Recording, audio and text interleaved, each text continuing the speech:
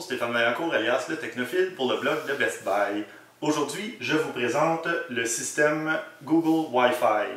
Qu'est-ce que c'est Google Wi-Fi? C'est un routeur bi-band, donc 2,4 GHz, 5 GHz, qui peut être jumelé avec d'autres bornes ou d'autres nœuds pour créer un réseau maillé qu'on appelle. Donc, un réseau qui va fonctionner avec plusieurs routeurs qui ont le même nom et le même mot de passe. Donc, on se connecte une seule fois et on a la meilleure connexion possible partout dans la maison ou au bureau. Surtout si vous avez une maison à plusieurs étages ou qui est très étendue. Ça va permettre de reprendre le signal reçu à partir d'un certain point et le reprojeter plus loin. Chaque borne peut couvrir 1500 pieds carrés. Donc, avec 3 bornes, on pourrait couvrir théoriquement 4500 pieds carrés. Ou si vous avez justement 2 ou 3 étages à votre maison, vous en placez un à chaque étage et puis généralement, ça devrait vous permettre d'avoir la meilleure connexion possible partout. Dans ce cas-ci, c'est un ensemble à 3 appareils. Donc, j'en ai un évidemment qui est déjà configuré pour les fins d'exercice, mais un routeur Google Wi-Fi, ça ressemble à ceci. C'est très design, très joli. Et puis, normalement, il y a une petite lumière qui s'allume quand on le branche pour montrer l'état du réseau. Donc, au départ, quand on le branche, c'est en bleu pour effectuer la connexion. Et plus tard, ça va devenir blanc quand la connexion va être effectuée. Je crois que cette borne-ci était déjà configurée, donc on va y aller avec celle-là. Et sous chaque appareil, on a 2 ports réseau, 2 ports Ethernet. Normalement, évidemment, quand on branche la toute première borne, qui est la principale, on va brancher un câble à partir du modem pour recevoir la connexion Internet. Et le deuxième port va servir à brancher soit un appareil ou un concentrateur pour brancher plusieurs appareils à partir de là. Sinon, les bornes secondaires, on peut utiliser les 2 ports pour brancher une console de jeu ou un autre appareil comme ça. Les 2 fonctionnent très bien pour ajouter un appareil au réseau. Alors voilà. Pour configurer le Google Wi-Fi, c'est vraiment très simple. Vous téléchargez l'application Google Connect et vous suivez les étapes. Il y a 5 ou 6 étapes pour configurer la première borne. C'est vraiment très simple. Il va suffire de scanner le code QR qui est en dessous. Ensuite de ça, on suit les étapes. Et quand la connexion est établie, il va faire un test de vitesse et compagnie. Et puis, ensuite, on peut passer à la borne suivante. On suit exactement les mêmes étapes. On lui donne le nom de la pièce dans laquelle on l'installe. Et puis, on attend que justement la petite lumière devienne blanche. Après, il y a une mise à jour qui va se faire généralement. Et une fois que votre réseau est à jour et donc plus sécuritaire, la petite bande devient blanche et vous êtes déjà connecté.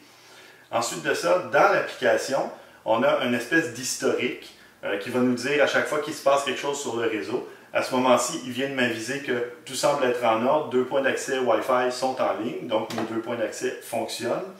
Il y a un contrôle parental qu'on peut faire aussi avec l'application, qui peut servir tout simplement d'horaire pour certains appareils. Donc, contrôle parental, les soirs de semaine, à partir d'une certaine heure, on coupe Internet sur les tablettes et téléphones des enfants ou sur l'ordinateur portable, même à la limite. Et on peut choisir, fin de semaine, soir de semaine, tout ça c'est vraiment configurable. Et à partir de quelle heure jusqu'à quelle heure, on détermine la plage horaire. Et j'ai fait ça pour mon téléphone de maison, qui est un téléphone Internet, donc Voice over IP. Et à partir de 23 h jusqu'à 7 h le matin, le téléphone ne peut pas sonner parce qu'il ne reçoit pas de connexion Internet. Donc, pas de réveil par des faux numéros, des trucs du genre. Sinon, on peut faire des tests de réseau pour obtenir sa vitesse totale de connexion Internet qui entre sur le réseau. On peut tester le maillage pour voir si chaque nœud reçoit une bonne connexion avant de la redistribuer. Et on peut tester un appareil en particulier. Donc, si j'installe ma borne, disons ici, qui est sous le bureau, qui est au rez-de-chaussée, mais que mes enfants, dont la chambre est au fond de la maison, se plaignent que la connexion n'est pas optimale, c'est pas très rapide, je peux faire un test directement à partir de l'application avec mon appareil dans leur chambre et obtenir le résultat du test. Donc c'est vraiment intéressant. Après, on peut déterminer si on peut déplacer la borne à un endroit un peu plus optimal au niveau de la connexion.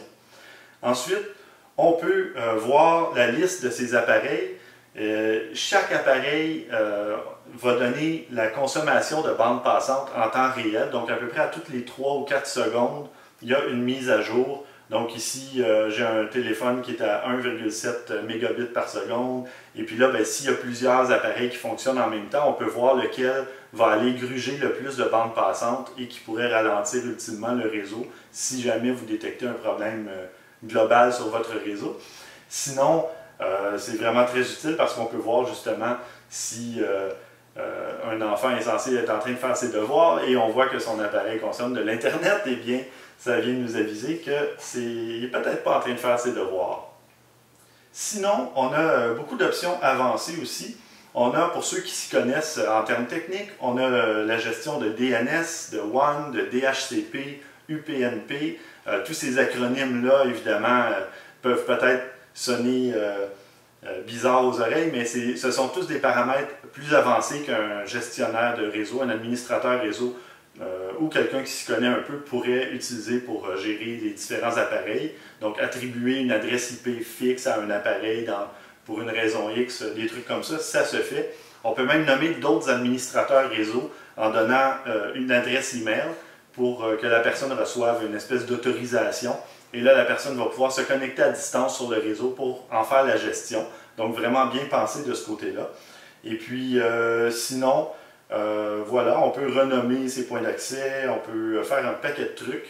Et si jamais vous voulez voir plus en détail comment tout ça se déroule, la gestion, la configuration, je vous invite à aller voir les captures d'écran, les photos et plus de détails techniques sur le blog de Best Buy.